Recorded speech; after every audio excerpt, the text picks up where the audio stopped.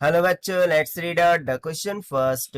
For question 2, statements are given, one labeled assertion and the other labeled reason. Select the correct answer to this question from the quotes A, B, C and D as given below.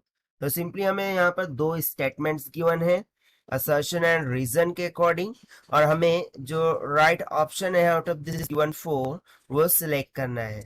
तो चलिए हम देख लेते हैं सबसे पहले तो assertion and reason की स्टेटमेंट्स को। सबसे पहले असर्शन में हमें क्या गिवन है देखिए, the electric flux due to a uniform electric field E bar equals to 3 into 10 raised to 3 I cap Newton per coulomb over an area 10 centimeter square parallel to YZ plane is 50 Newton meter square per coulomb।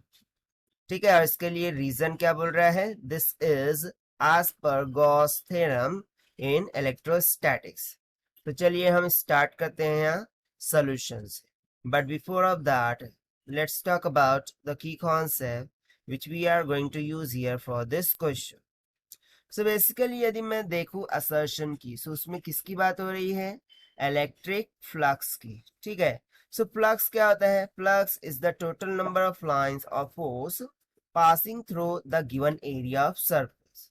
ठीक है, और उसे हम mathematically कैसे indicate करते हैं, phi E is equals to the electric field vector dot area vector.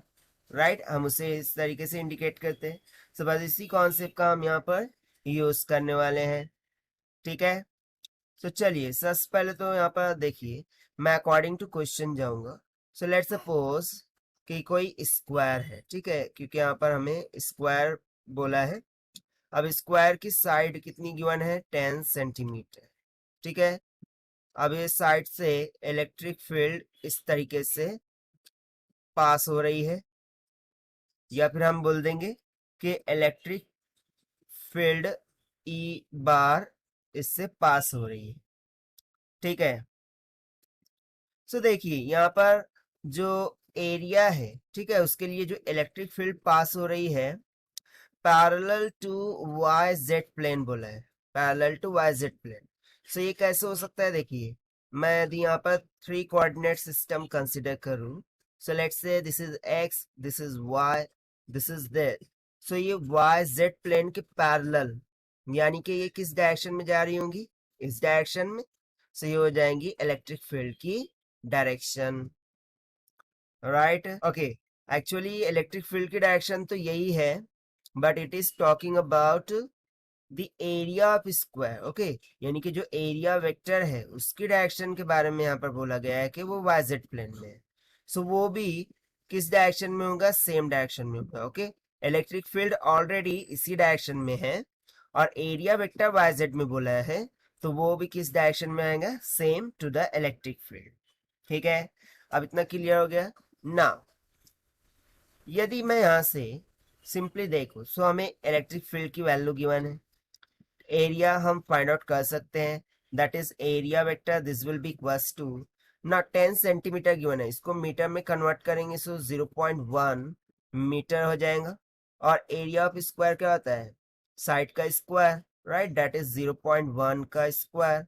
But यहाँ पर हम डायरेक्शन कंसिडर कर रहे हैं।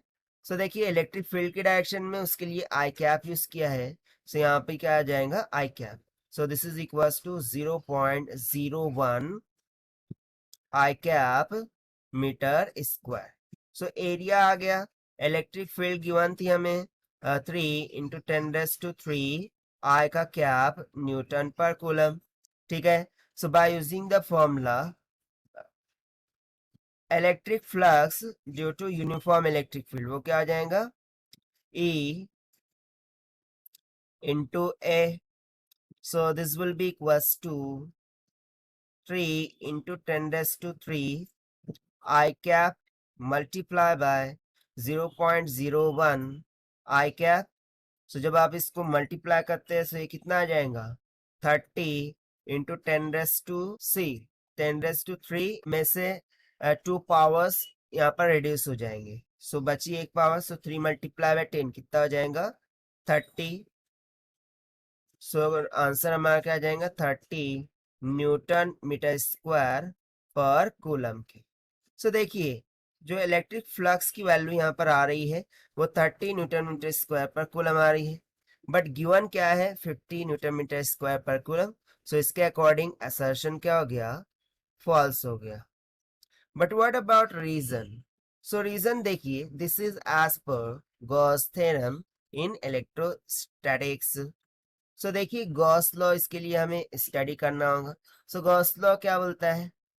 Okay, according to Gauss law जो भी इलेक्ट्रिक फ्लक्स होता है throughout the close surface, it is equals to the charge enclosed by it divided by epsilon not. और ये किसके इक्वल होता है? Close loop integral of electric field into area. तो यहां से मैं राइट डाउन कर सकता हूं कि electric flux is nothing but equals to E vector dot area vector. तो देखिए यही तो मिल रहा है जो कि हमने कंसेप्ट में यूज किया था, और ये कहाँ से मिला है? गॉस थ्योरम से मिला है, यानी कि रीजन जो है तो वो कैसा हो जाएगा? ट्रू हो जाएगा। सो देखिए असर्शन फॉल्स हो रहा है, रीजन ट्रू हो रहा है। सो इसके अकॉर्डिंग ये हमने किस कंसेप्ट से फाइंड आउट किया? By using the electric flux formula is equals to the electric field into area vector. Okay, so let us check the option. So option C will become correct answer for this question. So this is the required solution.